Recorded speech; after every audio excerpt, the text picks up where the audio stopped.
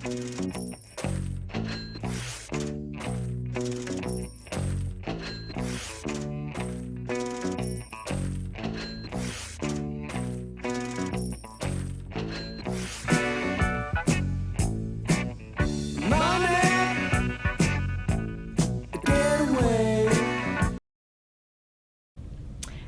welcome to Your Money, Your Life with Sherrill Braswell this morning, Statewide Insurers Group.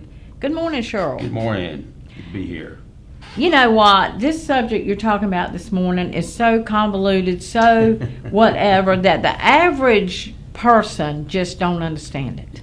Me included. Yeah, it is. It's about as clear as mud in a lot of situations. Sure, That is the I'm truth. telling you. So we're so glad you're here to talk about this because enrollment's coming up for Right. Medicare. Right. Mm-hmm. So with that coming up, I believe in October, is it? Yes, ma'am. October 15th when Yeah. it cranks up. Yes, with that coming up, we definitely want to start talking about Medicare. So this morning, that's what we're going to do.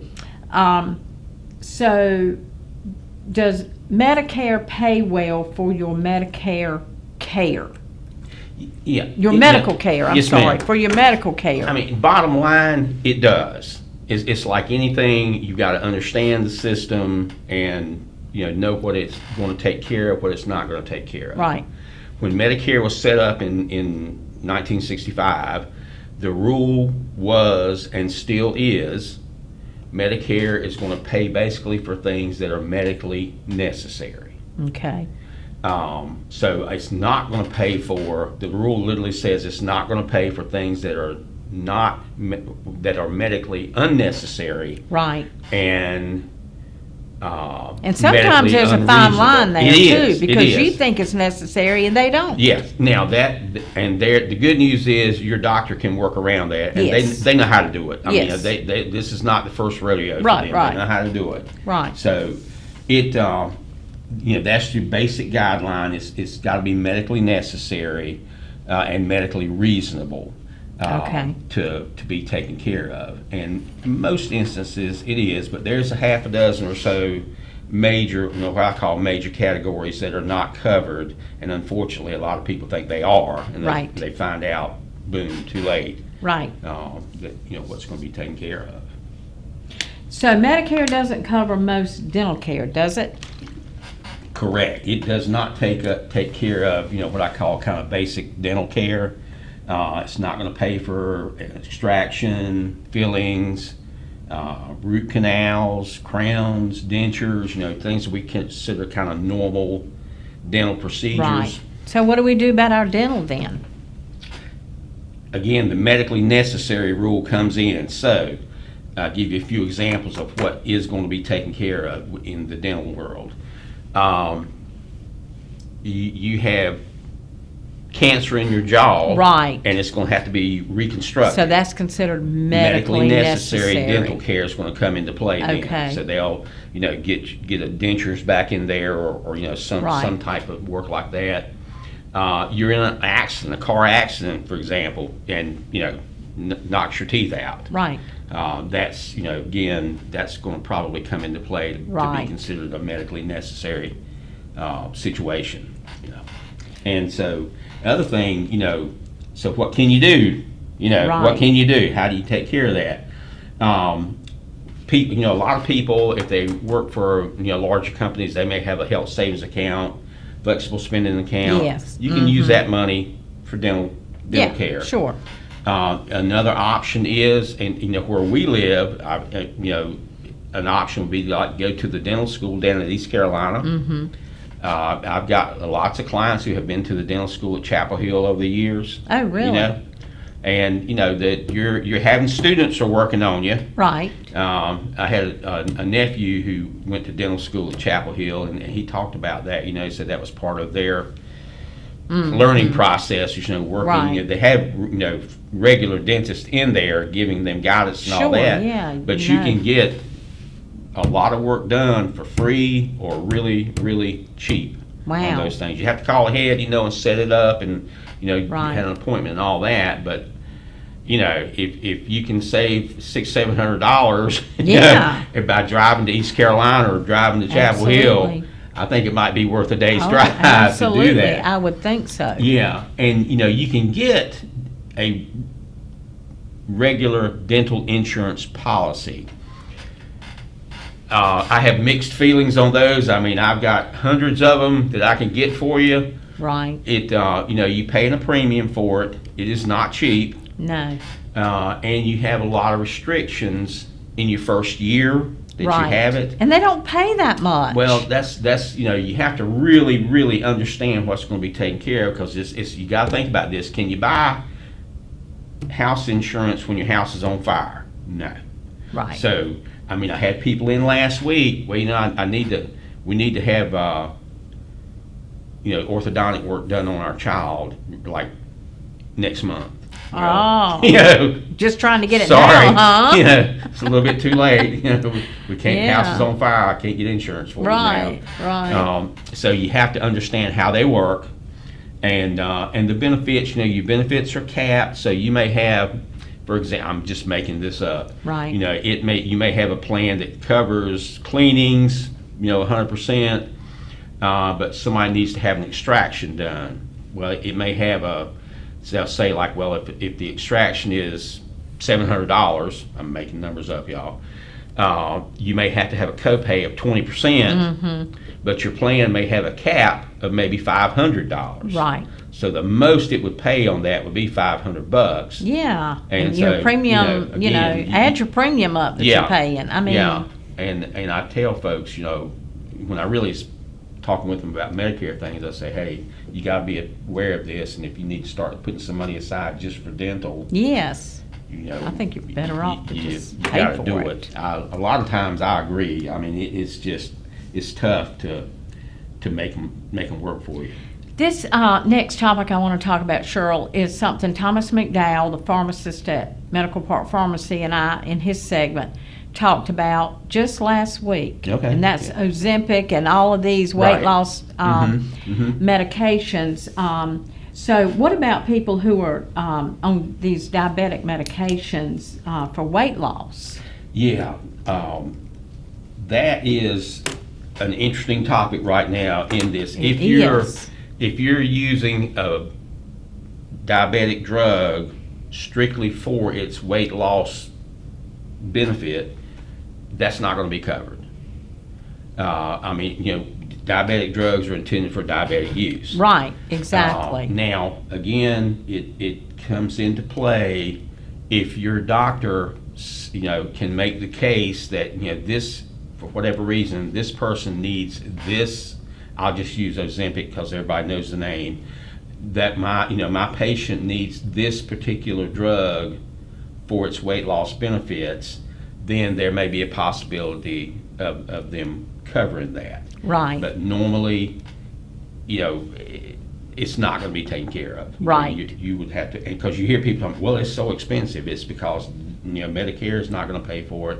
A lot of times, insurance companies are not going to pay for it. Because I'm not 100% on this, but I believe the state of North Carolina, the health insurance plan for the state employees, it's jumped out there in the beginning and was paying for Ozempic. Right. And I think now it's not paying right. for it. Well, there got to be this big loss. thing. I told the pharmacist, I said, listen, people are coming to me wanting to ask you why they can't get their Ozempic for diabetes because the weight loss people have already got it. And he quickly said, no, my diabetic patients are looked after first. Yeah. And I hope that's what most pharmacies are doing. But please know that Sherrill said, most of the time this will not, for weight loss, these drugs will not take care of that. Yeah, and that's, again, a general point for everything. Know your doctor. I mean, this is some person you need to have a good relationship with, because there may come a point when that doctor needs to make the case that, this person needs this for this reason. Right. And it's normally outside the coverage of Medicare. And there's exceptions to every rule. Yes, it is. And there you go. And that's where your doctor, is going to come into play and really help you out. Right. Really help you out. Well, now, what about blood work? Does Medicare pay for blood work? It does, but again, you got to follow the steps. You can't just go to, you know what, I've been feeling I think I like to have a blood test for so-and-so. Probably not going to pay for it. Again, your doctor, if your doctor is ordering that blood work and for a medically necessary reason, Right. then it's going to be taken care of. Part of your routine medical blood work that you would have, Right, you know, yes, for right. high blood If- pressure, yes, for yes, there you go, great example. you know, diabetes. Mhm. You know, some Yeah, of those those- patients go every 4 months. Right. And it's regular And blood work Good for point. chronic conditions. Yes, you have, I'm trying to think of another example, like A1C Right. Yeah. Yeah. blood work. Mhm. That on Medicare, you can have it done at least 2 times a year. Okay. Now, if your doctor says, and you know, this person needs to have this done on a quarterly basis. Right. We need to monitor them more closely. Yeah, then most times that's going to be taken care of. Okay. You know, and again, you know, the good news is 90, I think it's literally 97, it's either 97 or 99% of the doctors out there take Medicare. Mm-hmm. So they have been using Medicare or working with Medicare patients for a lot of years, and they know, okay, in this situation, I'm going to need to go ahead and run interference for my patient, Right. and make this request, Right. that we do this outside the normal Right. regulations because we need this service done. Right. And again, that's where, you know, you want to have a good relationship with your doctor, so you Absolutely. can talk about these things and you know, be ahead of what needs to be taken care You of. can't just go up and say, "Oh, I want to get my vitamin D checked out of the blue." Yes. I mean, it just don't work. Yeah. Sorry. Yeah, that is the truth. That is the truth. Yes. So, how about long-term care, nursing home care? Gosh, that's something that everybody, you know, all of us think about because we don't know what we're facing. Well, statistically, either you or me, 50% of the people out there that are over 65 are going to end up with some time being in long-term care. Mm-hmm. It's just a fact, and I you know, am afraid it's going to get worse Yeah. over time. And when I'm talking about long-term care, I'm talking about what ends up being called custodial care. Right. You know, this person is not going to get better, and they're probably going to die within Right. you know, less than 6 to 12 months. But I've had clients who lived in nursing homes for 10 years. Yeah. You know, and but you know, you're with Medicare and coupled with a Medicare supplement, that'll take care of, you know, nursing facility for, like, you know, basically 100 days. Mm-hmm. You can also look at, if you're a veteran, you may have VA benefits Mm-hmm. that will help you in the long-term care realm, and some of those situations there's a really nice benefit Yeah. for veterans that they can use. You can get a long-term care insurance policy. Can you help them with that? I Is can, that something that I you can handle? Now, let's add a little more to that. I'm going to sit there and recommend to you that if you were talking to me today, there are two alternatives to a pure long-term care insurance policy. One is what is called a hybrid life insurance policy. And it is a life insurance policy that has a long-term care benefit tied to it. Why do I like that better? Several reasons. One, it's a little easier to qualify for most of the time, and it's usually a good bit less expensive. Okay.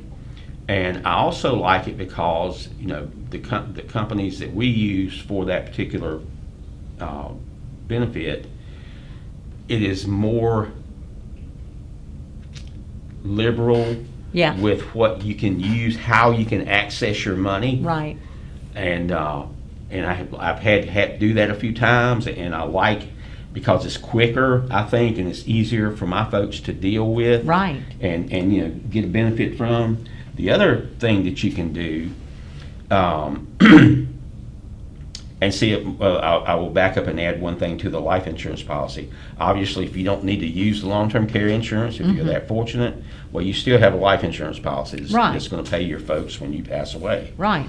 The other option is to use what are called long-term care annuities. And I'm just going to give you a super quick example.